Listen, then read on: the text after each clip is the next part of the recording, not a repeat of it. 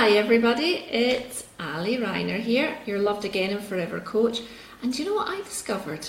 I was talking to somebody yesterday, and she said, "God, that's amazing! So you save marriages?" And yeah, that's what I do. I save marriages. Or if I don't help you save your marriage, I make sure that you know that leaving is exactly the right thing to do, and I help you get completely clear on the action steps that you need to put in place in order to leave, and leave with dignity. Because we don't want scrapping, we don't want fighting over money any more than necessary, we don't want any more upset than already exists at the end of a relationship. So yeah, I'm here today to say I save marriages. Woohoo! And I was talking, and this came up because I was talking to somebody who was interested in working with me. She was fascinated by the way that I was explaining how I do what I do, and I was saying, people come to me and they've got 100 reasons to leave their marriage, 100, and and I've heard them all and I've used them all. I said, but I can give you one reason not to. And I'm talking, of course, when I'm talking to you, when I'm talking about my work, I'm talking about marriages that have gone stale, marriages where one partner, both partners have taken their foot off the commitment pedal, where we're not putting any action in. Love is an action, and if we're not actually taking any steps towards keeping love alive, of course eventually it can run on for so long, but without any input from both parties, eventually it fizzles and it kind of dies, and communication starts to get heavy, and we start to resent each other, and we start pointing fingers, and look, one finger out, three fingers back. So yeah, what I wanted to pop on, I'm going to keep this very brief because it's too hot here in Milan, to be perfectly honest.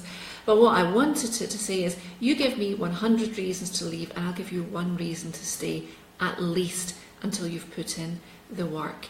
We can't go blaming our husband or our wife for a marriage that's falling apart. It takes two to tango. It takes two to create a relationship, and it takes two to make it fall apart. And don't, whatever you do, get caught up in the idea that leaving, running, closing the door on that, and heading towards the grass on the other side is going to change anything. It's not, unless you stopped and you've looked inside and you've done the work on you, which allows you to take responsibility for your part in the breakdown in the relationship. And what happened to me when I took responsibility for my part was I recreated my relationship. I felt madly and deeply in love with me for the first time ever, but more importantly with the man that I married. Because yeah, to be perfectly honest, I made a pretty good choice. I put in the work before I met him, so yeah, of course I knew that he was a good solid guy. But I'd taken my foot off the pedal. I'd taken, and I was very much, I wasn't just pointing with one finger. I had all fingers out, pointing blame everywhere and taking no responsibility. And I could easily have lost what I have today. I could have thrown that all away if, luckily for me, and hopefully luckily for you, because I'm sharing my experience in the hope that it will help clarify your own situation if this is where you are at the moment. I could have thrown that away if I just decided not to face myself and hope for the best. But I didn't. I looked inside, and I'm sharing with you what I found inside was a fairly pleasant, loving, kind woman with my own set of flaws, and I had to start working through them. And that's what I urge you to do too, instead of just running and then recreating the same pattern of behaviour when you get out there, the same mistake with husband number 2 or 3 or who knows how many, or worse still, by being too terrified to take a leap of faith into another relationship because you are so scared, you haven't healed what happened to you this time, you haven't understood why you allowed yourself to hand over all that power, hand over all that responsibility for your happiness to the man you love, but still to somebody else, unless you understand why you've done that, why you would have allowed that. you will keep recreating it, or you will be so damn scared you won't. Yeah, you won't go looking for another relationship. And we're not here to live alone. We're not here to be isolated creatures. We need connection. We need friendships. We need intimate relationships. We need to be, to be able to reach out and touch other people.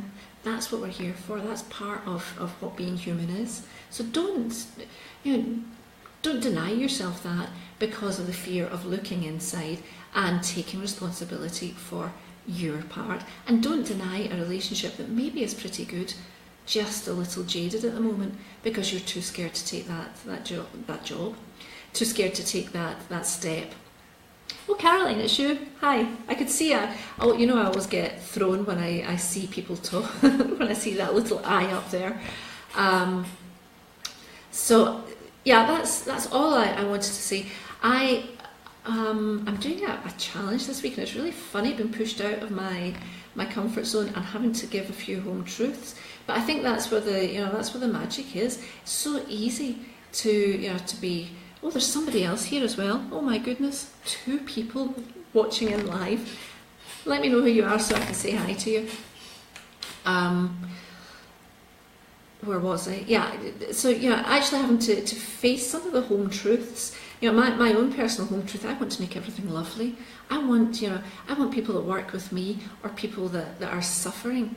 I want to be kind to them. I want to be nice to them. I want to be gentle to them. I want them to find the easier, softer way. But frankly, there isn't an easier, softer way. The only way is taking responsibility for yourself, your situation, your own part.